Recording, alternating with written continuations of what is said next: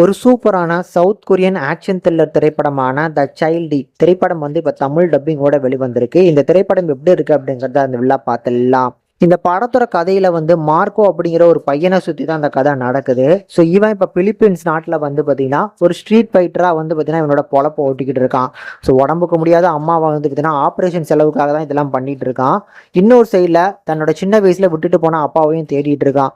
அப்படிப்பட்ட அப்பா வந்து பார்த்தீங்கன்னா இப்போ உடம்புக்கு முடியாம இருக்கிறாரு. ஆனால் ஒரு பெரிய பிஸ்னஸ் மேனுங்க. ஸோ இவருக்கே பையங்கள்லாம் இருக்கிறாங்க.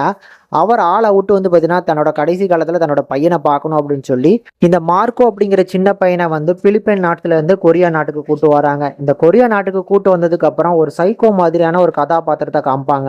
ஸோ இந்த கதாபாத்திரம் நல்லவனா கெட்டவனா அப்படின்னே தெரியாது. ஸோ அவன் வந்து பார்த்தீங்கன்னா அவனோட டார்கெட்டாக சுற்றி சுற்றி வர்றது இந்த மார்க்கோவை தான். அது எதுக்காக வரான் அப்படிங்கிறத சில ட்விஸ்ட் அண்ட் டர்ன்ஸோட அழகாக சொல்லியிருக்கக்கூடிய படம் தான் வந்து இந்த சைல்டு. எனக்கு இந்த திரைப்படம் ரொம்ப பிடிச்சிருந்தது. ஃபர்ஸ்ட் ஆஃப் ஆல் எனக்கு இந்த படத்தில் ரொம்ப பிடிச்ச ஒரு விஷயம் அப்படின்னா ஆக்ஷன் தான். ஸோ ஆக்ஷன் சொல்லி சூப்பராகவே ப்ரெசென்ட் பண்ணியிருப்பாங்க அந்த படத்தில். தென் அதே மாதிரி இந்த படத்தில் ஒரு சைக்கோ கதாபாத்திரம் சொன்னா பார்த்தீங்களா. ஸோ இந்த மார்க்கோ அப்படிங்கிற அந்த சின்ன பையனை சுற்றி சுற்றி வரும்.